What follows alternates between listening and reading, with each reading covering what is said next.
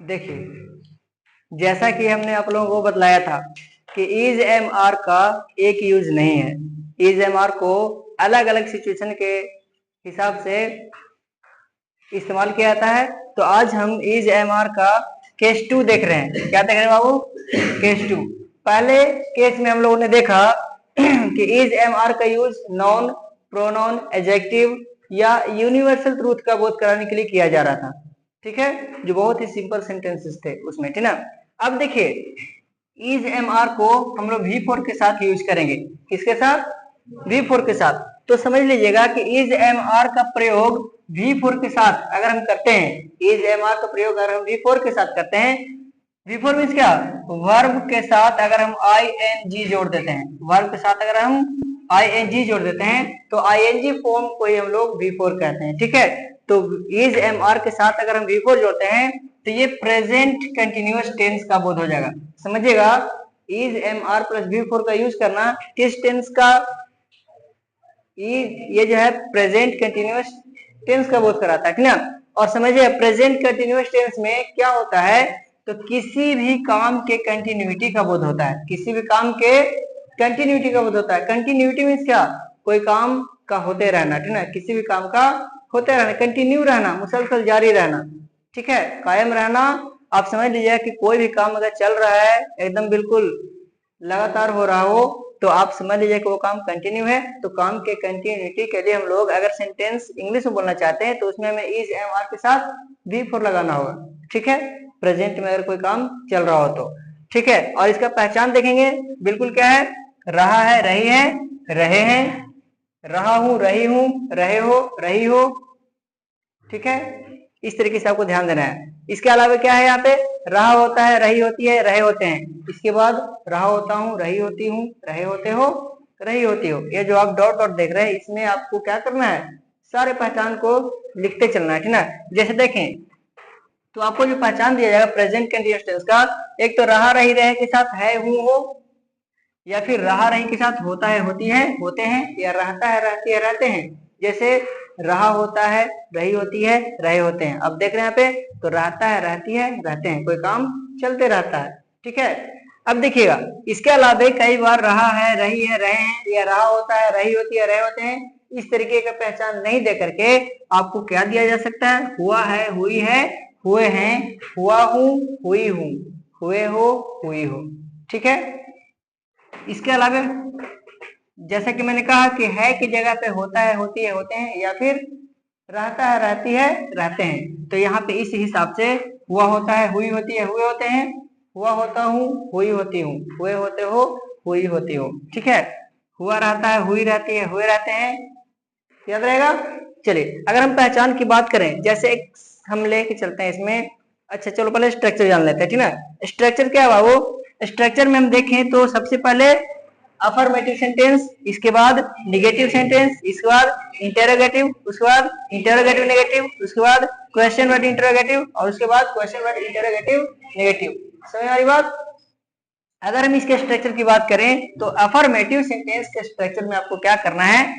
First of all subject, उसके बाद is am are, उसके बाद V4, उसके बाद ऑब्जेक्ट, उसके बाद अदर। हमने कहा था कि अगर हम अफर्मेटिव सेंटेंस से नेगेटिव सेंटेंस बनाना चाहते हैं तो हमें हेल्पिंग वर्ब के बाद नोट जोड़ना है। We have to use helping not after helping verb. हमें यहाँ पे हेल्पिंग वर्ब के बाद क्या करना है? नोट जोड़ना है। तो यहाँ पे हेल्पिंग वर्ब के रूप में हम कौन से वर्ड को इस्तेमाल कर रहे हैं? इज एम आर को। ठीक है, प्राइमरी ऑक्सिलरी वर्ब है। तो यहाँ निगेटिव सेंटेंस बनाने के लिए हमें क्या करना होगा? फिर सब्जेक्ट, उसके बाद इज एम आर, उसके बाद नोट, उसके बाद V4, उसके बाद ऑब्जेक्ट, उसके बाद अदर वर्ड। तो बताइए अफर्मेटिव सेंटेंस से ही नेगेटिव सेंटेंस बनाया गया है। अब रही बात थर्ड सेंटेंस को बनाने के स्ट्रक्चर के लिए, इंटरोगेटिव सेंटेंस में क्या करना होगा? तो याद रखें कि जो आपका अफर्मेटिव सेंटेंस है, इस अफर्मेटिव सेंटेंस में से हेल्पिंग वर्ब को उठा के सिर्फ आगे लाना है। We have to write helping verb in the beginning of the sentence. और बाकी जो बचे हुए वर्ड्स हैं उन्हें सेम ऑर्डर में अरेंज कर देना है, सजा देना है, लिख देना है, ठीक ना। तो हमारे पास इंटरोगेटिव सेंटेंस के स्ट्रक्चर में सबसे पहले क्या लिखना होगा? इज एम आर, उसके बाद सब्जेक्ट, उसके बाद V4, उसके बाद ऑब्जेक्ट, उसके बाद अदर वर्ड। और याद रखना है कि ये अपने आप में एक सवाल है, क्वेश्चन है, तो लास्ट में क्वेश्चन मार्क लगाना होगा। ये जो दो सेंटेंस देख रहे हैं, अफर्मेटिव सेंटेंस और नेगेटिव सेंटेंस, ये अपने आप में कुल मिलाकर देखा जाए तो असर्टिव सेंटेंस होते हैं, जिसका मतलब मैंने कहा था स्टेटमेंट, ठीक है। इसी को डिक्लेरेटिव सेंटेंस भी कहते हैं, ठीक है। तो जब हम अफर्मेटिव सेंटेंस या नेगेटिव सेंटेंस लिख रहे होंगे तो लास्ट में इसके लिए क्या पंक्चुएशन देना होगा, साइन के रूप में फुल स्टॉप देना होगा, ठीक ना। कोई दिक्कत? अब देखिए इसे पीरियड भी कहा जाता है, ठीक ना। फुल स्टॉप को हम क्या कहेंगे, फुल पीरियड भी कहेंगे, ठीक ना। अब देखिए यहाँ पे तो इंटरोगेटिव सेंटेंस बन गया। इंटरोगेटिव नेगेटिव सेंटेंस के लिए हमें क्या करना होगा कि जो नेगेटिव सेंटेंस है, इसी नेगेटिव सेंटेंस में से हेल्पिंग वर्ब को उठा के सिर्फ आगे लिखना है। तो हमारे पास बनेगा, देखिए फोर्थ स्ट्रक्चर क्या नाम है, is am are plus subject plus not plus V4 plus object plus other word. कोई दिक्कत? अब पांचवें स्ट्रक्चर को देखिए, फिफ्थ स्ट्रक्चर जो है क्वेश्चन वर्ड इंटरोगेटिव सेंटेंस। इसका स्ट्रक्चर जो है बहुत ही सिंपल है कि आप क्वेश्चन वर्ड के बाद पूरा पूरा इंटरोगेटिव सेंटेंस को लिख देंगे, ठीक ना। तो ये जो हमने खाली जगह छोड़ रखा है, इसमें हम क्या करें, ये पूरे पूरे इंटरोगेटिव सेंटेंस के स्ट्रक्चर को लिखेंगे। तो सबसे पहले क्या लिखना होगा, क्वेश्चन वर्ड। ये जो QW है क्या, ये क्वेश्चन वर्ड, समझ रहे हैं। क्वेश्चन वर्ड, ये क्वेश्चन वर्ड वही वर्ड होते हैं जिसका इस्तेमाल किसी सेंटेंस में क्वेश्चन करने के लिए किया जाता है, जैसे क्या, क्यों, कब, कहां, कैसे, किसका, किसकी, किसके, कितना, कितने, कितने, याद रहेगा। तो इसी के इंग्लिश वर्ड को यहाँ लिखेंगे क्वेश्चन वर्ड के रूप में। अब बाकी पूरा पूरा इंटरोगेटिव सेंटेंस यानी is am are plus subject plus V4 plus object plus other word, समझ वाली बात। इसके बाद सिक्स्थ स्ट्रक्चर को देखेंगे तो क्वेश्चन वर्ड इंटरोगेटिव नेगेटिव। तो क्वेश्चन वर्ड के बाद पूरा पूरा इंटरोगेटिव नेगेटिव लिखना होगा यहाँ पे। तो question word plus is am are plus subject plus not plus V4 plus object plus other word, समझ आ रही बात। अब देखिए यहाँ पे हमें समझना होगा एक चीज कि हम इस पहचान के साथ कैसे स्ट्रक्चर को जोड़ेंगे। तो रहा है कोई भी सेंटेंस अगर सब्जेक्ट में वह है, वह अगर बोलते हैं तो वह खेल रहा है, वह खेल रही है, हम लोग खेल रहे हैं, मैं खेल रहा हूँ, मैं खेल रही हूँ, तुम खेल रहे हो, तुम खेल रही हो।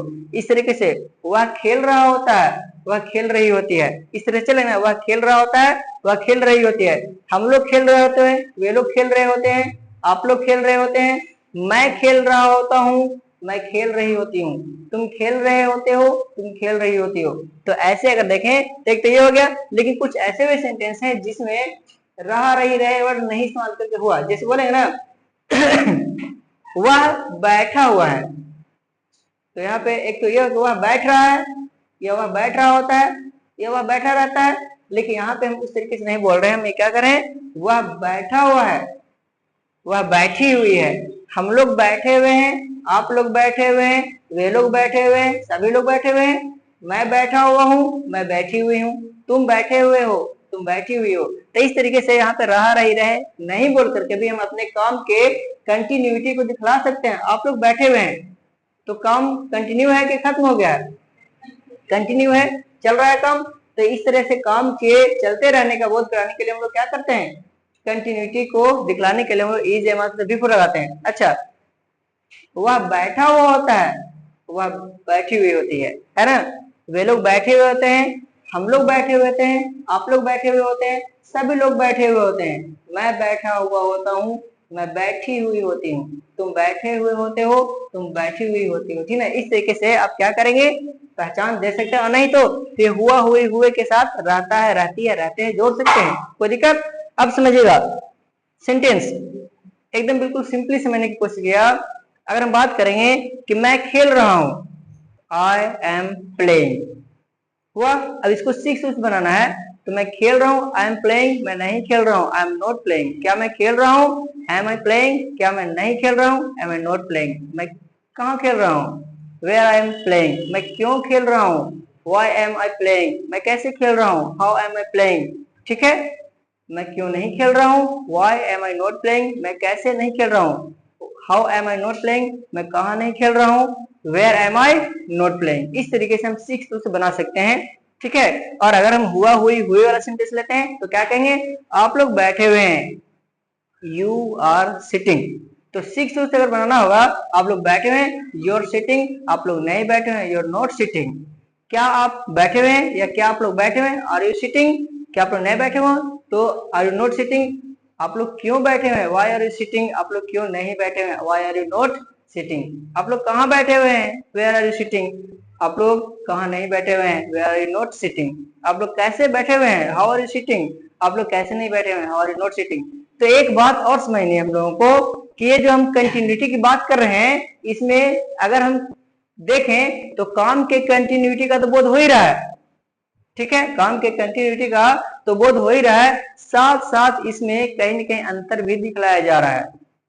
क्या दिखलाया जा रहा है? अंतर। तो जब हम किसी दो चीज में या कितने भी चीजों में हम अंतर दिखलाने की कोशिश करते हैं तो एक तरीके से उसे एडजेक्टिव ही मानेंगे, ठीक है, क्या मानेंगे?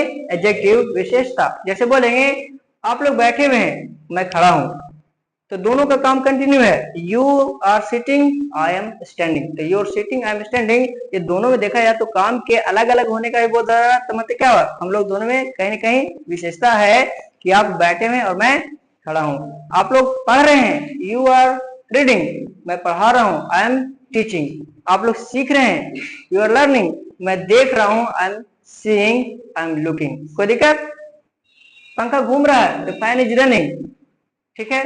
वे लोग आ रहे हैं, दे आर कमिंग, वे लोग नहीं आ रहे हैं, दे आर नॉट कमिंग। क्या वे लोग आ रहे हैं, आर दे कमिंग? क्या वे लोग नहीं आ रहे हैं, आर दे नॉट कमिंग? वे लोग कब आ रहे हैं, व्हेन आर दे कमिंग? वे लोग कब नहीं आ रहे हैं, when are they not coming? इस तरीके से हम लोग किसी भी सेंटेंस को 6 रूल से बना सकते हैं। तो आप लोगों को ये बात समझ में आ रही है, ये स्ट्रक्चर समझ में आया?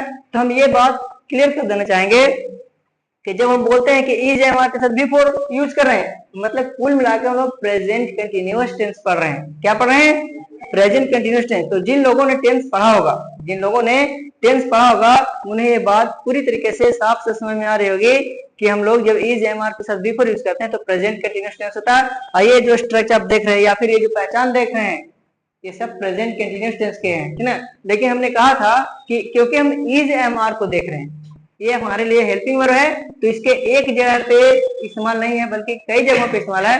तो आपने देख लिया कि दूसरा जगह कौन सा है भाई, प्रेजेंट कंटिन्यूअस टेंस। इसके अलावा और कहाँ है इसका इस्तेमाल, वो मैं आपको अगले क्लास में सिखाऊंगा।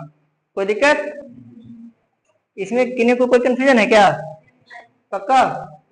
ठीक है, तो घर पे जा करके आप लोग सब याद करेंगे, समझ लेंगे ना? प्रॉमिस? Yes, very good. चलिए मिलते हैं फिर अगले क्लास में।